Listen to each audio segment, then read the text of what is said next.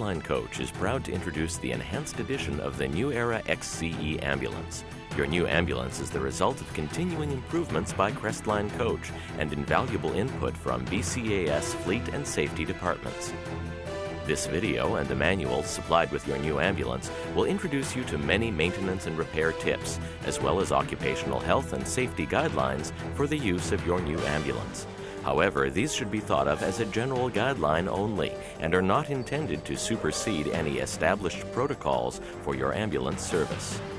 This video has been sectioned according to the following format. Section 1, General Orientation. Section 2, Exterior Orientation. Section 3, Interior Orientation. Section 4, General Maintenance and Repair Tips.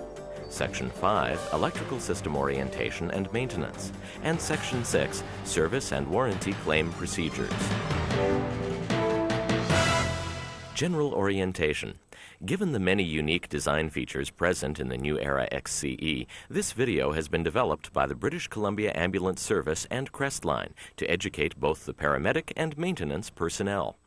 However, for greater detail, Crestline strongly suggests that all users read and thoroughly understand the comprehensive vehicle manuals supplied by Crestline, the chassis manufacturer, and BCAS Fleet Operations.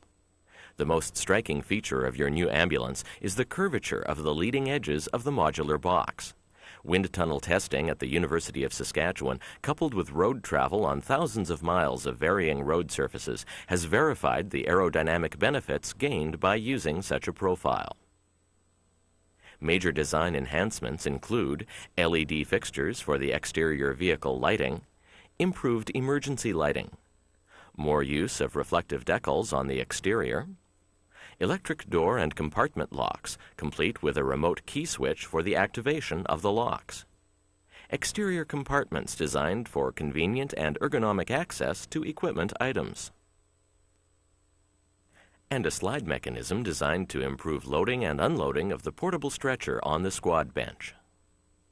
These features and numerous other enhancements will be explained in more detail during the appropriate sections of this video.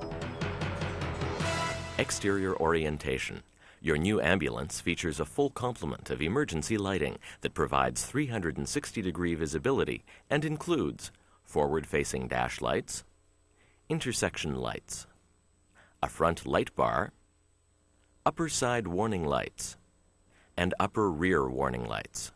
Additional non-emergency lights include combination fog driving lights, dual-purpose rear scene and backup lights, and finally, side scene lights, with the front light being a spotlight and the rear light being a floodlight.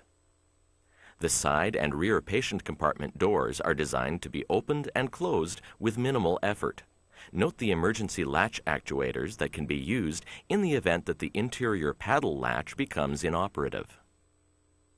If the doors are to be opened for extended periods, pull out this override switch to turn off the interior lights.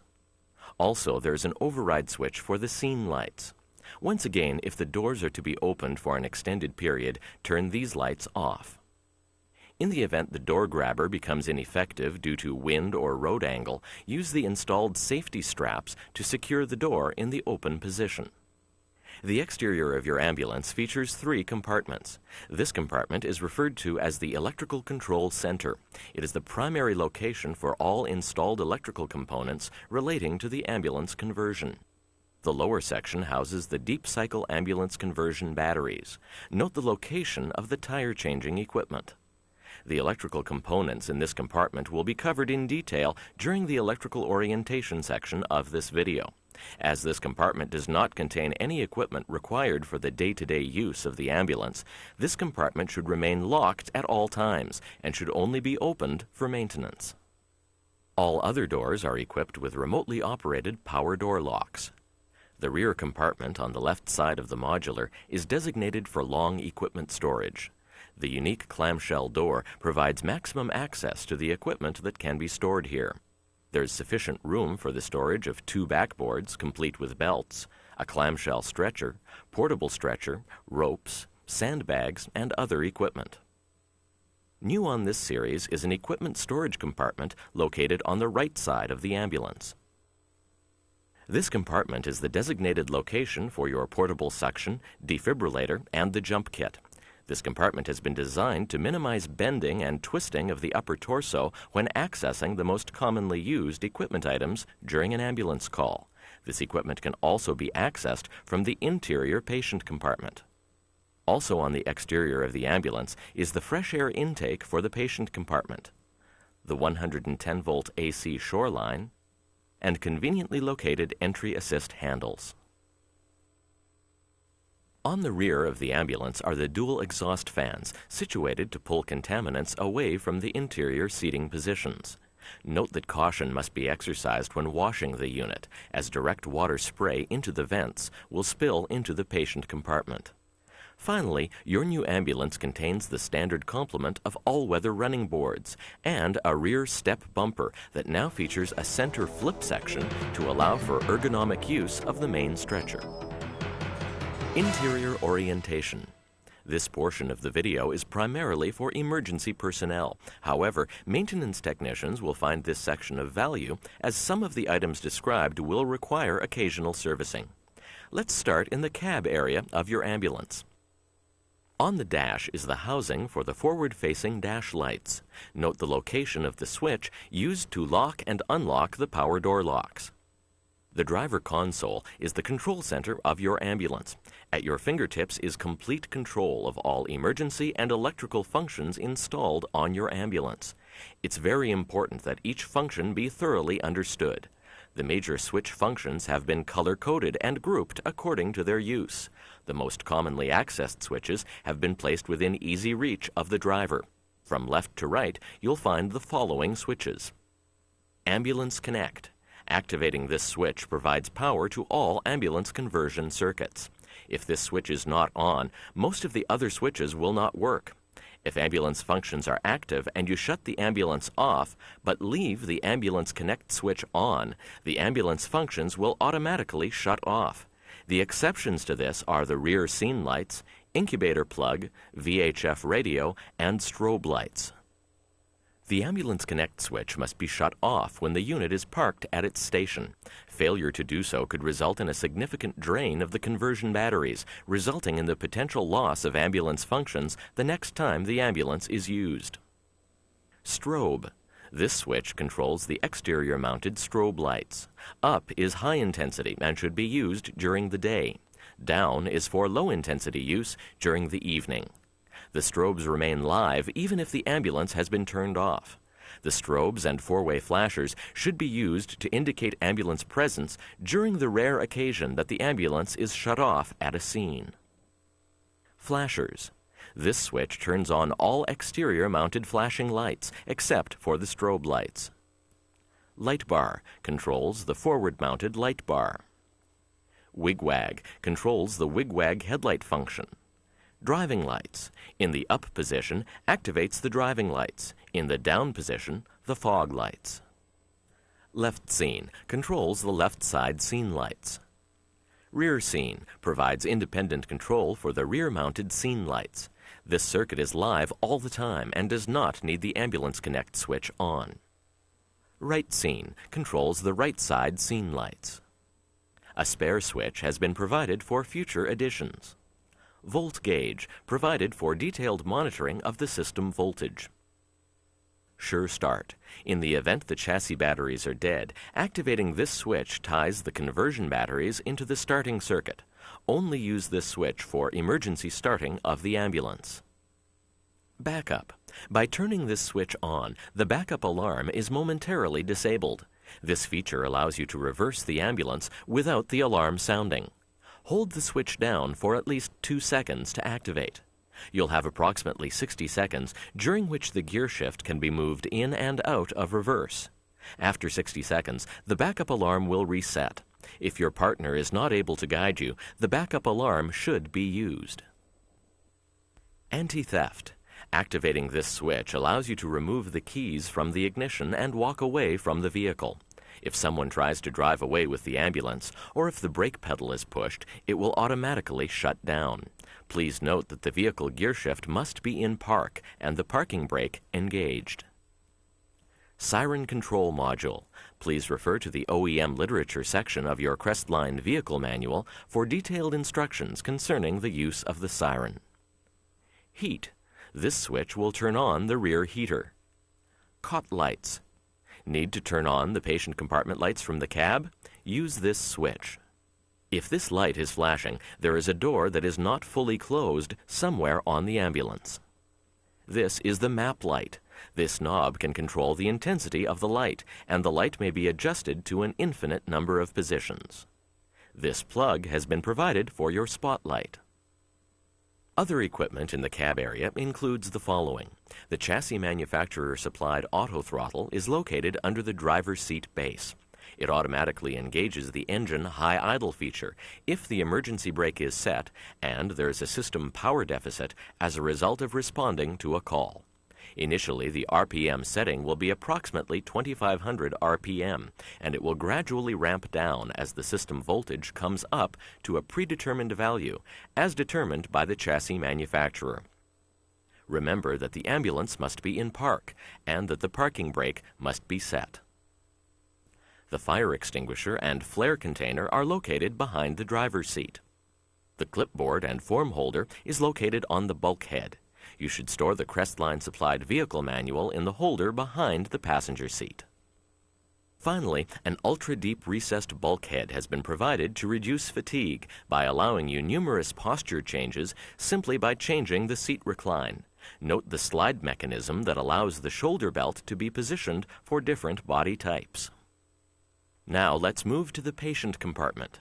On the left side is the standard cabinet configuration. Note the location of the assist straps, the medical equipment rail for IV pumps as well as other approved medical equipment with V-clamps, and the overhead grab bar. The cabinets are intended to carry items such as blankets, bandages, collars, etc. However, if it is necessary to store heavy equipment in the cabinets, ensure that the heaviest items are on the bottom shelves of the cabinet. This cabinet has been designated for the storage of IV solutions and other temperature-sensitive equipment. This is the Medical Control Center, or MCC. Located in this area are the oxygen outlets. Crews are reminded to shut off the main oxygen tank after each call. Suction unit. Refer to your Crestline supplied manual for details concerning its operation and maintenance. The thermostat, which controls the activation of the fan of the currently selected environmental system. Refer to your Crestline manual for additional details. A reading light. And finally, the attendant console. The switches on your console include a high-low switch for the left and right cot lights, the suction switch, a high-low switch for the heater fan, air conditioning fan, air exhaust and air intake fans, the reading light on-off switch, and a spare switch for future additions. The patient compartment speaker volume control for the AM/FM radio. And finally, the cigarette lighter-style 12-volt DC outlet and incubator plug. On the right side of the patient compartment are the equipment cabinet and the squad bench. As noted earlier, this cabinet can be accessed from the exterior and interior. This cabinet is the designated location for the jump kit, defibrillator, and the portable suction unit. Note the location of the 110-volt outlet that is wired up to the exterior shoreline plug. The squad bench will comfortably seat 3 people, and each position has a seat belt that should be used at all times when the vehicle is in motion.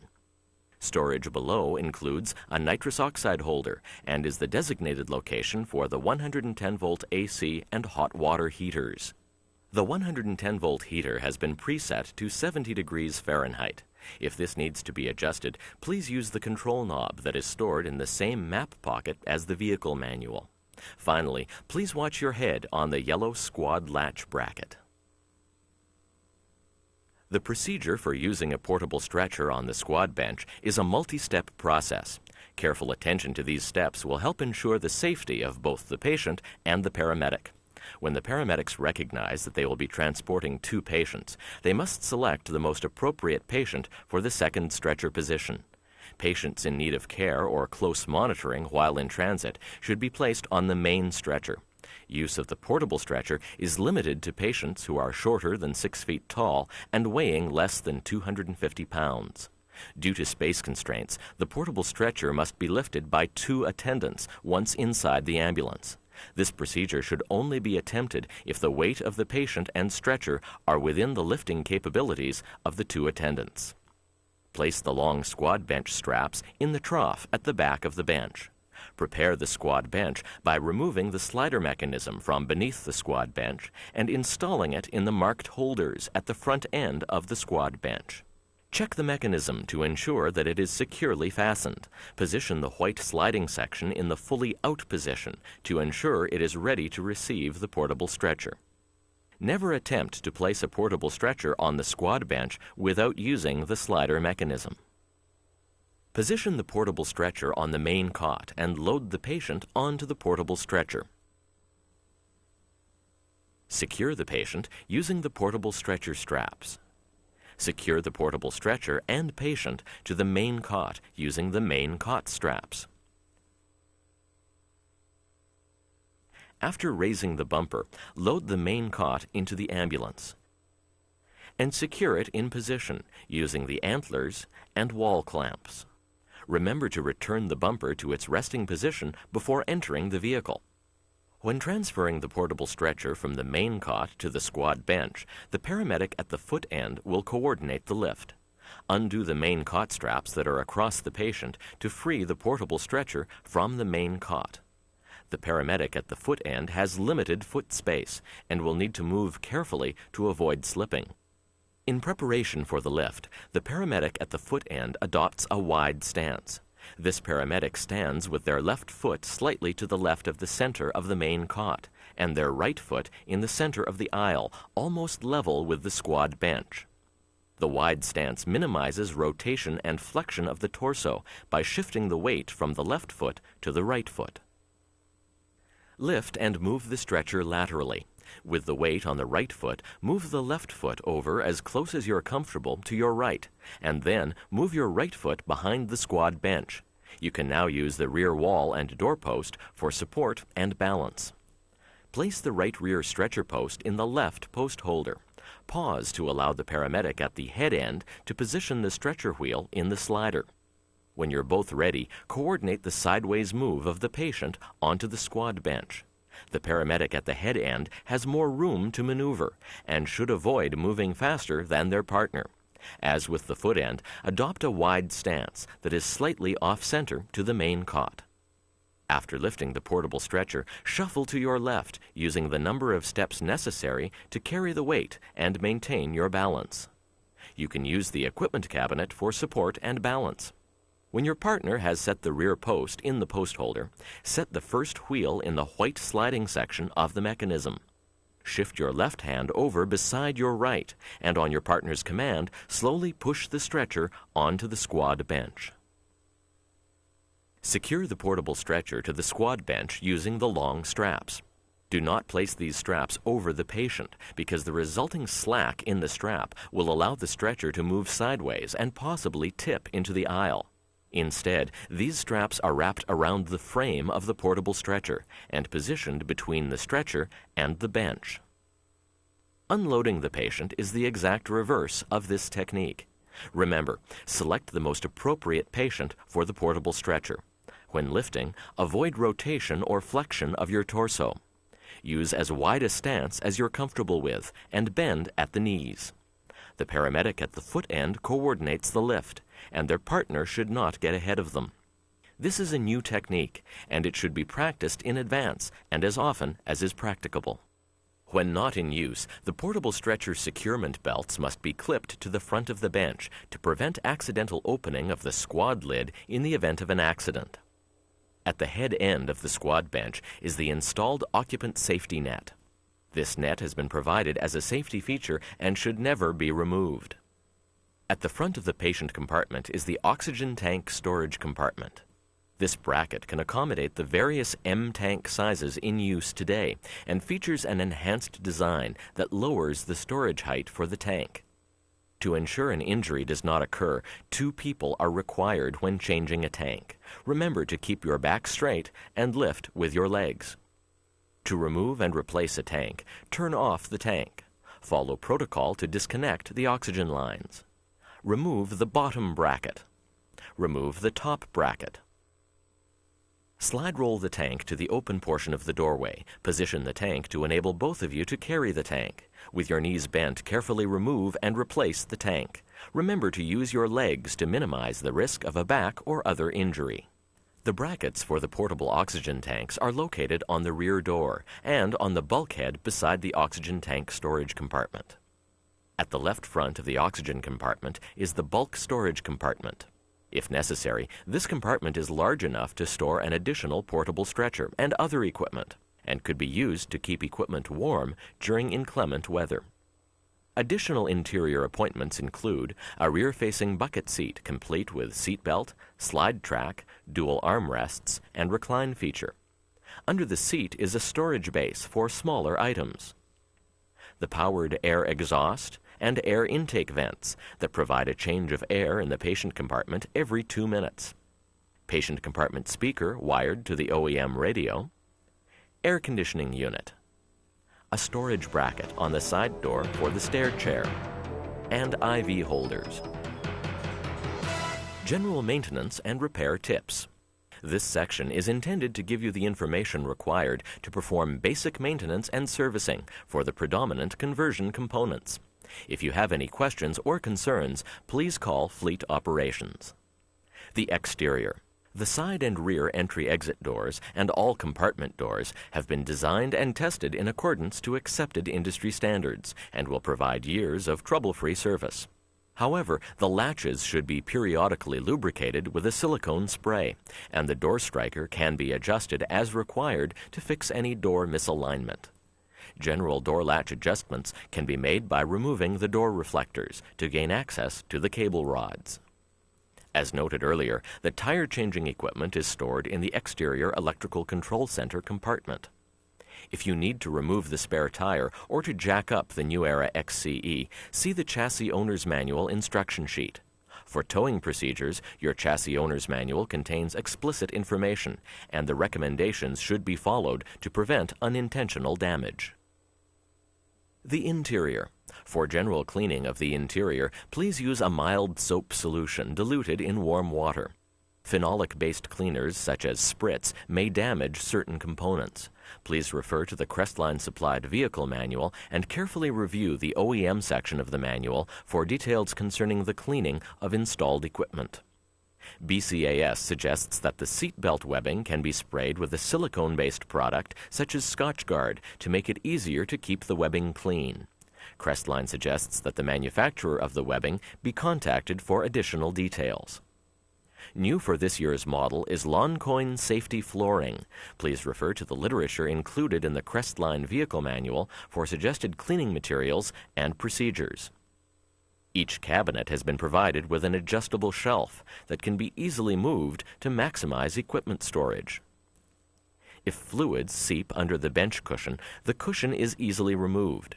You'll need to remove the mounting screws using a Phillips screwdriver. To access the air conditioner, remove upholstery situated around the air conditioner. The complete AC unit can be removed for servicing. Remember, only certified technicians should disconnect air conditioning lines. To access the rear hot water heater, open the squad lid. Remove the cover over the heater. You now have complete access to the heater. Electrical system orientation and maintenance. To ensure long life and safety, your new ambulance must be maintained as per the BC Ambulance Fleet Operations Bulletin and Preventative Maintenance Program. The electrical system is, without question, the most important operational aspect of your new ambulance. A complete understanding of this system and proper maintenance will ensure durability and reliability. Your Crestline supplied vehicle manual contains a complete set of wire codes, breaker codes, wiring schematics, and other relevant information important to troubleshooting the electrical system. Please review this information carefully. For items not specifically manufactured by Crestline, consult your Chassis Owner's Manual or the OEM literature section of the Crestline Owner's Manual for instructions concerning care, use, and maintenance. The heart of the electrical charging system is the alternator. The service center will check the alternator belts each time the ambulance is serviced. It is very important to maintain the chassis batteries. In the case of a Ford RV with a diesel engine, one battery is located under the hood, while the other has been relocated to the bottom of the electrical control center. Refer to your chassis manuals for instructions regarding the care of these batteries. The installed ambulance conversion batteries are also located in the lower portion of the electrical control center and should be checked during the A service. Do not store any items in the ECC.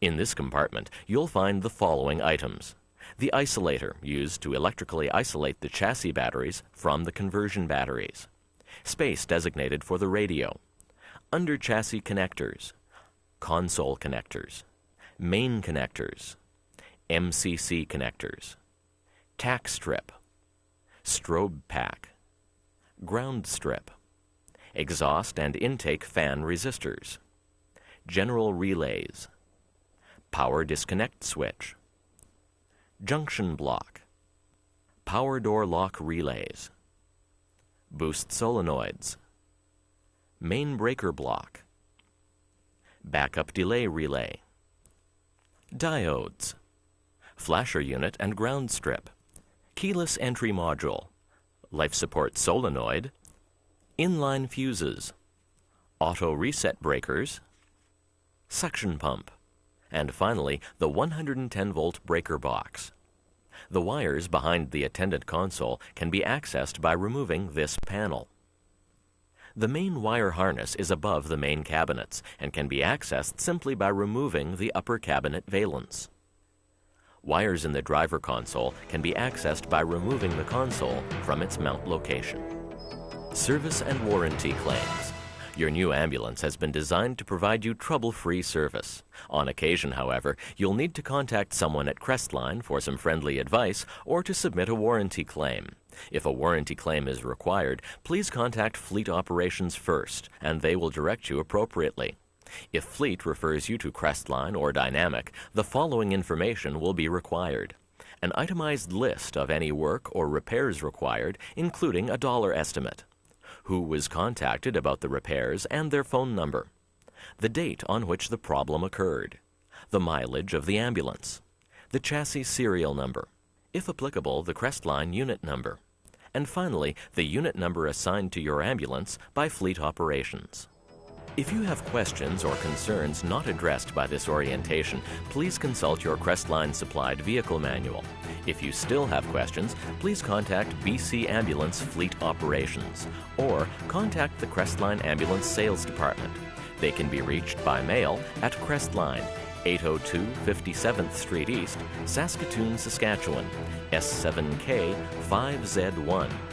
By phone at 306-934-8844.